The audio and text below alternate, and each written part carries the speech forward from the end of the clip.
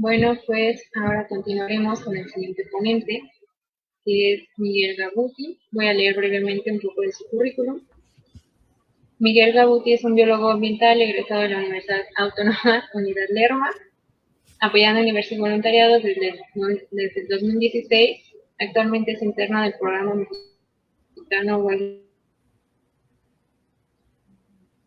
y a su vez es miembro de Latin American and Caribbean Transport Working Group. En ambas organizaciones apoya en la perspectiva de ecología de carreteras, divulgando y proporcionando soluciones para visibilizar el impacto de las carreteras en la vida silvestre. Con un interés creciente en la importancia que tiene el rol de los organismos carroñeros en el ambiente, busca enfocar sus próximos trabajos e interés en divulgar información acerca de este grupo, que es de la plática que nos va a hablar hoy. Hola Erika, ¿cómo Entonces, estás? bien, gracias, Gabuti, un placer tenerte aquí. Cuando gustes Igualmente, comenzar. claro. Short screen.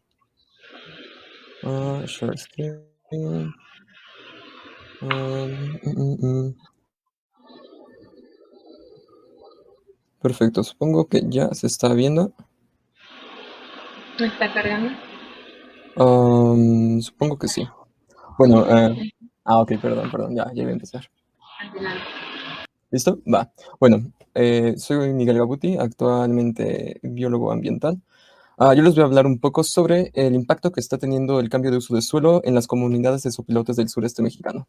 Para empezar, hay que pensar un poco en los sopilotes. Si bien no son organismos que son carismáticos a primera vista, debido a que su apariencia no es muy agradable para algunos, en América solamente tenemos 7 especies de estos animales que cumplen un rol fundamental en el ecosistema debido a que consumen la carroña de una forma eficiente, ya que son carroñeros obligados.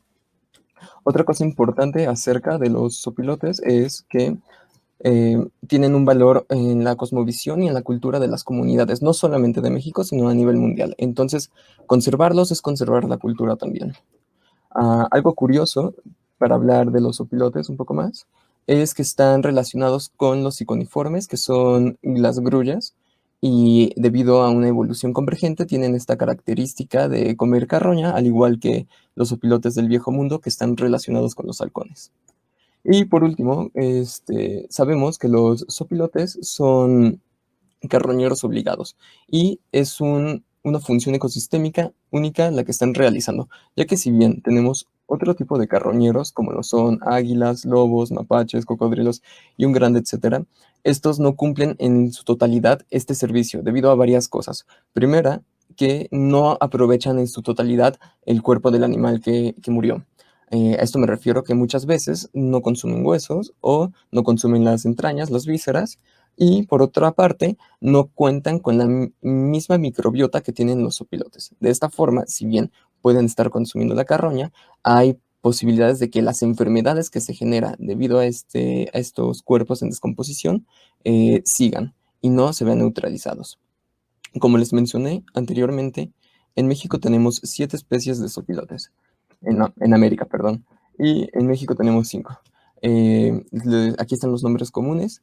Empezando por el norte, tenemos el cóndor californiano, especie que está presente en la norma 059 Semarnat y que estuvo a punto de extinguirse. Gracias a los planes de conservación de varios zoológicos y de muchos investigadores, las poblaciones se están recuperando de a poco.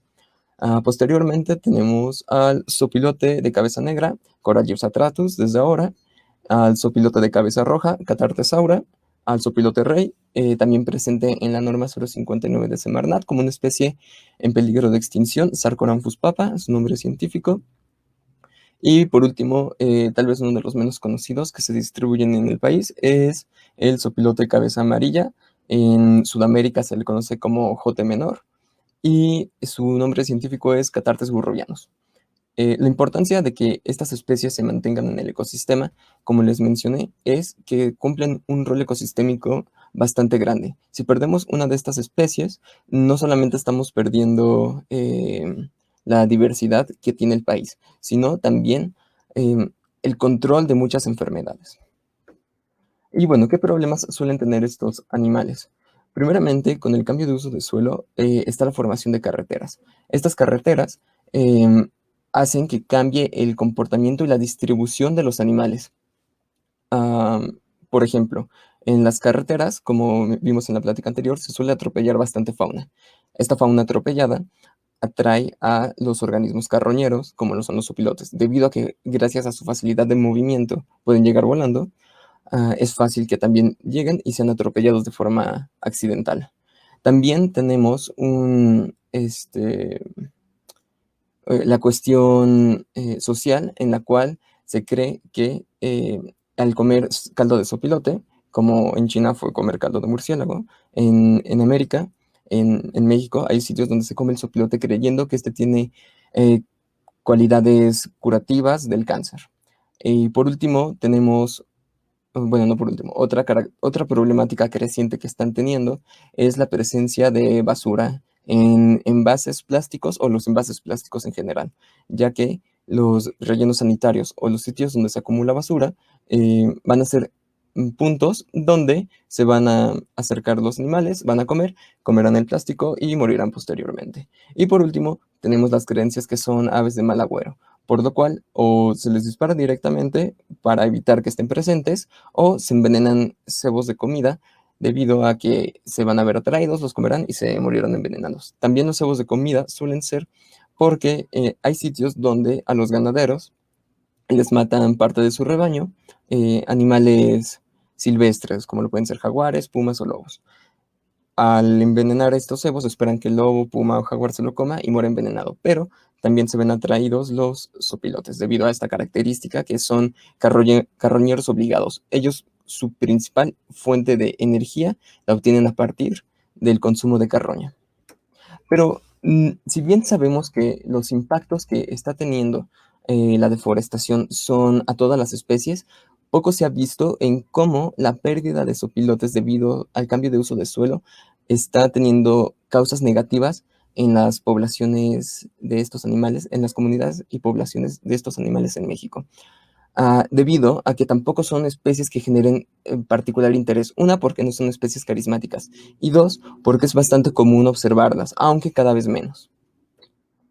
Y bueno, la zona de estudio en la que vamos a estar haciendo este trabajo es el sureste de México, constituido por Tabasco, Chiapas, Campeche, Quintana Roo y Yucatán. ¿Por qué elegimos este sitio? Primero, porque es el que tiene 4 de las 5 especies que están presentes en el país, que son el sopilote cabeza roja, el sopilote cabeza amarilla, el sopilote rey y el sopilote cabeza negra. Y otra cosa bastante importante que se está viendo en esta parte del país es la pérdida del hábitat debido al crecimiento de actividades agropecuarias, como son la agricultura y la ganadería. La agricultura y la ganadería están desplazando los ecosistemas eh, originales, los tipos de vegetación originales. Y a pesar de que la creencia es que están volviendo a plantar vegetación como aceite de palma, como palmas para hacer aceite de palma, no cumplen el mismo rol para abarcar estas especies. Y es parte de lo que vamos a observar en este trabajo. Los métodos que se utilizaron fueron a partir de un análisis de sistemas de información geográfica a partir de minería de datos. Ahorita les voy a explicar un poco cómo es esta cuestión de minería de datos. ¿Qué hicimos? Primero, buscamos a las especies y descargamos todos los registros que hay de estas en la base de datos de GBIF. Descargamos todos, hicimos un filtro para la zona que queríamos estudiar y fuimos limpiando los datos que no estaban completos. Posteriormente, descargamos las capas de vegetación, las series de vegetación de INEGI, en las cuales se ve qué tipo de uso de suelo está presente en el país. Con esto se tomaron los datos y se tomaron la vegetación, y la vegetación está dividida en seis series.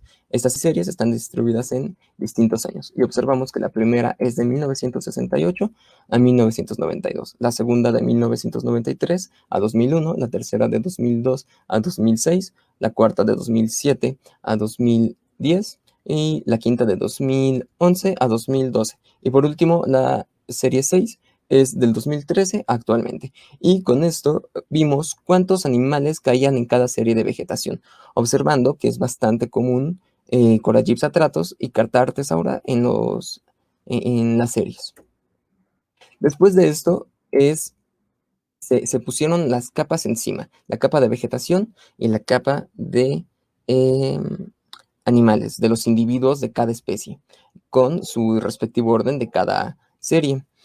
Se creó una cuadrícula, sí, una cuadrícula en la cual cada cuadro de 10 kilómetros va a tener un tipo de vegetación correspondiente a cada vegetación que nos dé la serie. De esta forma, los puntos que estén cayendo en la cuadrícula van a decirnos qué animal está presente en qué ambiente. Y así se va a ver una relación de sopilote con el ambiente o con el tipo de vegetación. A esto se le llama minería de datos. Para explicarlo de una forma un poco más técnica, es ir acomodando los layers, las capas, y hacer un análisis a través del programa R. Y esto nos va a dar 6 modelos temporales de las relaciones. De estos 6 van a ser 24 total, cada uno para cada especie durante los 6 tiempos. Va. Y luego tenemos los resultados.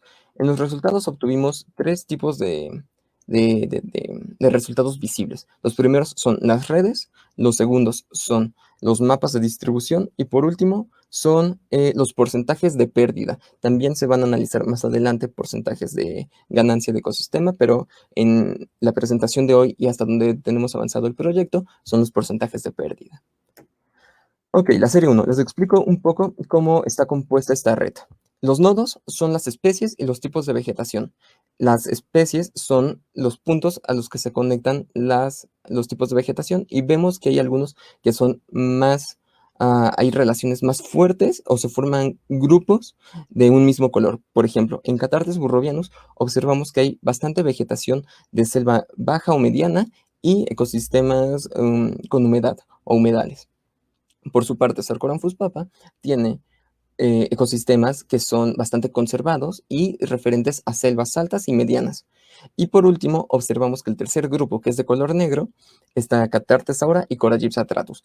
Estos grupos vemos que tienen bastante amplio o es bastante generalista sus sitios donde se pueden encontrar los tipos de vegetación preferente. Estos tipos de vegetación preferente son diversos, como lo pueden ser bosques, zonas urbanas, pastizales inducidos, vegetación secundaria, etc. Esto fue en la serie 1. En la serie 3 vemos que hay un cambio bastante marcado entre el Sarcoramphus papa. De estar relacionado con varios ecosistemas, pasa a tener exclusivamente 2 conservados. Y Cathartes burrovianus, que ahora es negro, observamos que tiene ahora una mayor relación con los mismos sitios de vegetación que prefieren Coragypsatratus y Cathartesaura, que son generalistas. Y por último, en la serie 6 observamos cómo Cathartes burrovianus, Cathartesaura y Coragypsatratus están relacionados los 3 en un solo grupo y Sarcoramphus papa ha sido excluido y es sus sitios donde suele estar presente son el bosque mesófilo, la selva alta y algunos los sigue compartiendo con las otras especies de zopilotes, con la comunidad de zopilotes. Esto nos dice cómo se están relacionando las especies con los ecosistemas. Vemos que hay un cambio a negativo con el zopilote rey o Sarcoramphus papa. Vemos que en sus mapas de distribución se ha perdido bastante su ecosistema. En la parte sur, en la parte norte y en las costas. Y a esto podemos relacionarlo a que estos sitios están siendo modificados para la presencia de distintos cultivos. Aparte de esto, de estos cultivos, también observamos que debido a que México está en frontera con otros países que pueden mantener estos ecosistemas un poco más estables, pues debido a que es fronterizo, estas especies que les gustan los sitios bien conservados se acerquen más a estos sitios que estar presentes en México. Y podemos observar que su porcentaje de pérdida siempre va creciendo. Por otra parte, tenemos que el zopilote cabeza amarilla está bastante relacionado, como se vio anteriormente, a los ecosistemas costeros o con bastante humedad. Por lo que cuando se ven afectados los sitios de humedad, costeros y los otros en los que está relacionado, su pérdida de vegetación, su porcentaje de pérdida de vegetación va a ser también grande, pero podemos observar que al final, en la gráfica se observa bastante claro, que ya no es un crecimiento tan exponencial o tan lineal el de su pérdida de hábitat. Esto nos puede decir que son especies que, si bien son sensibles a los cambios, no pueden detener esta afectación acercándose o aprovechando recursos en otros sistemas, en otras series de vegetación, en otros sitios de vegetación. Por último, observamos al sopilote cabeza negra y al sopilote cabeza roja, Caragypsa-tratus y Cathartesaura, que tienen una baja pérdida de vegetación. Y esto puede ser a que son muy poco sensibles a los cambios y aprovechan de buena forma la mayor cantidad de recursos disponibles en todo el ecosistema. Bueno, de este podemos observar en algunos puntos que aumenta su tonalidad. Y esto nos quiere decir que es tal vez por las actividades antropocéntricas, antrópicas, perdón, por las actividades antrópicas, su distribución se está viendo relacionada con esto. Y lo mismo ocurre con el sopilote cabeza roja. Por último, para destacar la pérdida de vegetación de estos animales, podemos relacionarlo a la pérdida de ecosistemas naturales donde antes estaban presentes. Y bueno, este es el porcentaje de reducción del hábitat en general, para hacer un pequeño resumen de todo lo que vimos. Y vemos que Sarcoramphus papa, debido a que, a que le gustan los ecosistemas o que su nicho está presente en los ecosistemas bien conservados, la pérdida de estos va a hacer que también se pierda esta especie. En cambio, Cathartes burrovianus en un principio mostraba la misma tendencia y después se vio que puede estar no adaptándose, pero no ser tan sensible a los cambios que ha habido en las últimas series de vegetación. Y por último, Coragypsa-tratus y Cathartesaura están siendo poco afectados por estas actividades, por esta pérdida de vegetación. Y bueno, como discusión, tenemos varias cosas que mencionar. Primero, vamos a hablar un poco de cómo las especies se están viendo afectadas por esto y qué puede estar causándolo y qué puede generar a largo plazo. Por otra parte, vamos a ver cómo se ha visto en otros países la pérdida de buitres o sopilotes. En este caso, el ejemplo va a ser de India. Y por último, vamos a tener unas conclusiones finales. La sensibilidad de las especies es bastante marcada. Podemos observar que el sopilote cabeza negra se ve poco afectado por las actividades antrópicas y que incluso puede que esté prefiriendo los sitios donde hay actividades antrópicas, como lo pueden ser o carreteras o sitios donde hay mucha ganadería, entre otros, y esto va a afectar las relaciones que tiene con otros ecosistemas. Por ejemplo, en la imagen superior izquierda, vemos que Sarcoramphus papa está bastante bien relacionado con Coragypsa-tratus. Esto es debido a que Sarcoramphus papa suele seguir a las bandadas de Coragypsa-tratus y después alimentarse. Entonces, si se está perdiendo la relación que hay entre Coragypsa-tratus y Sarcoramphus papa, puede que Sarcoramphus papa se vea afectado por dos cuestiones. Una, la pérdida de las relaciones que tiene, y segunda, por la pérdida de hábitat. El sopilote cabeza roja, vemos que sí está afectado, pero no tanto como los últimos dos, que es el sopilote cabeza amarilla y el sopilote rey. Que estos se ve que tienen una preferencia y son bastante sensibles a los cambios que hay en su ecosistema, en sus ecosistemas de preferencia. Bueno, en el caso de India, observamos que la pérdida de buitres del viejo mundo, esto es como una comparación a lo que puede llegar a pasar si se siguen perdiendo las poblaciones de sopilotes en México o en general del mundo, pero el trabajo es de México. En India se erradicaron a los buitres por varias causas, como las amenazas que conocemos. Esto hizo que aumentaran la presencia de perros y ferales y compitieran directamente por la carroña. Y como sabemos, las especies carroñeras no obligadas, facultativas,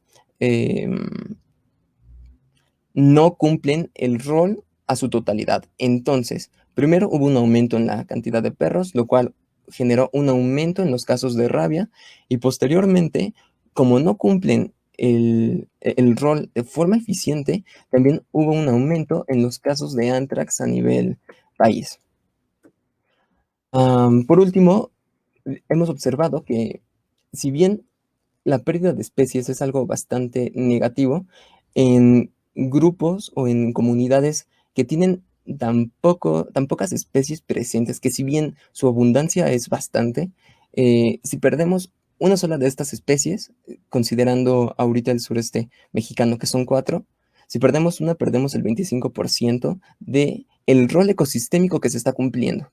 Por otra parte, sabemos que tienen distintos tipos de bacterias, tanto en plumas, cara e intestinos.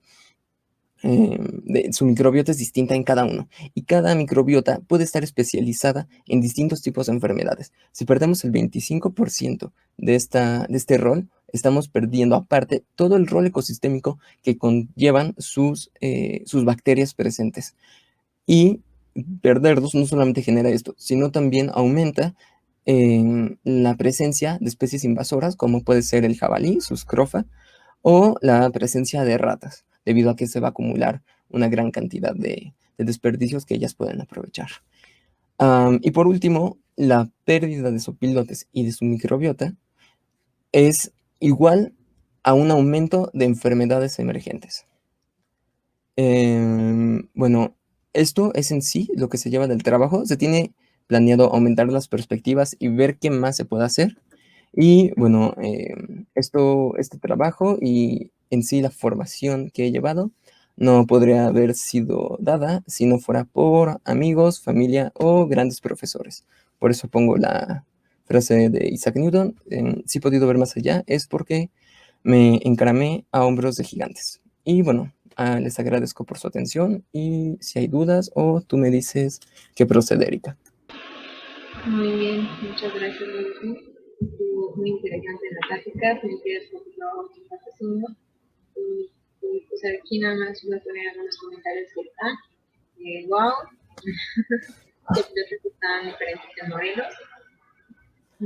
Sí, hay distintos tipos de sopilotes. ¿Quién es el mejor? Igual, Mau. Roy Vargas dice, cuando están libres los sopilotes en la selva hay ratos. ¿Cuándo están? ¿Esa afirmación o pregunta? No sé, le agradecería a Roy Vargas que nos pueda aclarar un poco más su pregunta, por favor, o su comentario. Y bueno, felicidades. Igual, Mau. Y bueno, te voy a hacer algunas preguntas de cómo ha ayudado a utilizar esta metodología de minería de datos, utilizar el SIG para la conservación de las especies. En especial, tú que ahorita estás con los buitres, ¿cómo es que va a ayudar? Mira, son varias cuestiones. Primero que, como a la mayoría de los biólogos nos encanta estar en campo, tenemos siempre una visión muy puntual o a nivel local. Entonces, hay muchos datos que se quedan a medias y hay mucha información disponible en diferentes sitios que nos pueden brindar un panorama más amplio. Entonces, esta visión macro que va a ser desde arriba y vamos a ver no solamente cómo se relacionan las especies con el ambiente, sino se pueden llegar a predecir modelos a futuro o ver cómo hay un intercambio en cada momento. O, por ejemplo, es que dije intercambio como la primera palabra que se me vino a mente, pero un intercambio estilo, en un principio había aquí sopilote rey y ahorita ya no está. A lo mejor podemos ver si antes que estaba había menos enfermedades de anthrax o alguna otra. Entonces, si bien no son especies carismáticas, estos datos nos pueden brindar información para hacer trabajos colaborativos con especies que tal vez sean más carismáticas o más interdisciplinarios, en los cuales se busque siempre el beneficio de todo el sistema, que sean tanto humanos como el ambiente y los animales en general. ¿Sí resolví tu duda o me desvío? Sí, en relación a esto, ¿se han realizado pases o ProRes? Sí, hay un pase enfocado a la conservación de Sarcoramphus papa y otras águilas del sur de México. Bueno, y otros raptores del sur de México. y sí hay varios trabajos, aunque, bueno, a mi parecer, siento que esos trabajos también están muy enfocados luego desde un punto de vista o muy académico o muy purista del gobierno, y entonces a veces se quedan un poco cortos del verdadero problema creciente que está sucediendo en las en la naturaleza, en los sitios silvestres. Ok. ¿Cómo podemos conservar a las especies una vez que el ecosistema ha sido deforestado? Uy, es una pregunta bastante difícil. Mira, podremos, en un mundo ideal, eh, la sociedad deja de consumir productos que están llevando a la deforestación. Eso sería en un mundo ideal. Y la otra es buscar planes y programas o, como sociedad, exigir que se respeten los sitios ambientales, que no haya minería, que no se corten con carreteras para llegar a esos nuevos sitios, am, y que si se va a hacer, sea de una forma buena para el ambiente, no exclusiva para el humano. Ok. ¿Existen depredadores de los opilotes? Mira, esa está bonita. Pues sí, los llegan a matar. Por ejemplo, si hay perros ferales, luego se comen los huevos o muerden a los opilotes. Pero de forma natural, al menos en América, es extraño que haya una depredación activa de sopilotes. Por lo mismo, hay que entender un poco cómo se defienden los opilotes. Primero, pues huelen feo, porque pues comen carroña y están atascados de bacterias. Y segundo, si se ven amenazados, regurgitan la carne putrefacta que comieron. Entonces, si un puma, un ocelote, un animal más pequeño, porque pues, si ven un jaguar se quitan, si uno de estos animales se les acerca, un coyote, una zorra, les vomita, los va a dejar apestando y luego huele mal el animal. Y pues también depende en qué estado cuando los pueden depredar, sería cuando está presente, cuando están alimentándose o cuando están poniendo los nidos. Y si están poniendo los nidos son bastante agresivos. Y si los van a depredar, hay que ver qué tan descompuesta está la carroña para saber si los van a atacar directamente o mejor pasan de lado. ¿Con qué frecuencia has visto que especies carroñeras puedan calificarse como especies clave en algún ecosistema? Felicidades por trabajar en uno de estos grupos de especies. Gracias, Gelipiano, qué amable eres. ¿Con qué frecuencia has visto que especies carroñeras puedan calificarse como especie clave en algún ecosistema? Híjole, en bibliografía, nada más en los trabajos de los buitres del Viejo Mundo, enfocado en Ciudad del Cabo, hay uno en el cual desaparecieron los opilotes, bueno, los opilotes, los buitres, y todo se vino para abajo, y los otros son casos muy puntuales en Nepal e India, en los cuales incluso los mantos acuíferos se empezaron a contaminar debido a que se acumulaban mucha carroña. Ok, ok. Entonces, bueno, tú nos mostrabas cómo se ven afectados estas especies y nos mostrabas de algunas que no se veían como tan afectados, entonces se verían como beneficiadas por las carreteras, ya que pues, obviamente han incrementado mucho los incidentes de atropellamientos y demás, y pues No, obviamente como alimento, ¿no? pues mira, si bien hay alimento, hay que considerar todo lo que conlleva una carretera. Primero, si esta es de asfalto o los ingenieros civiles han de saber más, el tipo de carretera que es. El segundo, el desgaste que está teniendo la carretera, porque en algún momento se va a empezar a erosionar. Entonces se erosiona y el animal que fue atropellado está impregnado de los contaminantes que presenta la carretera. Está impregnado de los contaminantes que tiene la llanta. Y posteriormente, la fauna que está asociada a las carreteras suele ser fauna o flora exótica invasora. Entonces también estos pueden generar algún tipo de afectación directa en el animal.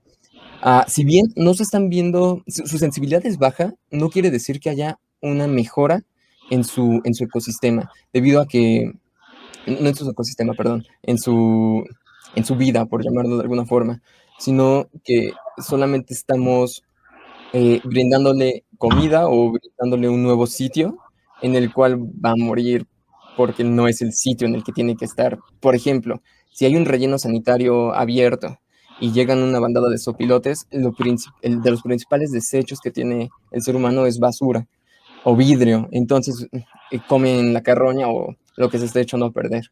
Y comen el vidrio, lo único que vas a hacer es que mueran. O hay pesticidas, y entonces se alimentan de los pesticidas y algunos agentes de los pesticidas compiten por el calcio de los huevos y los huevos ahora van a ser más frágiles. Cuando los pongan se rompen y no más sopilotes o anden pollos por ahí. Muy bien, pues muchas gracias, Gabuti, excelente ponencia, Gracias a ti, Erika. trabajo, y pues bueno, con esto damos por finalizado el día de hoy las pláticas. Nos esperamos el día de mañana con más ponentes y pues, gracias por su atención.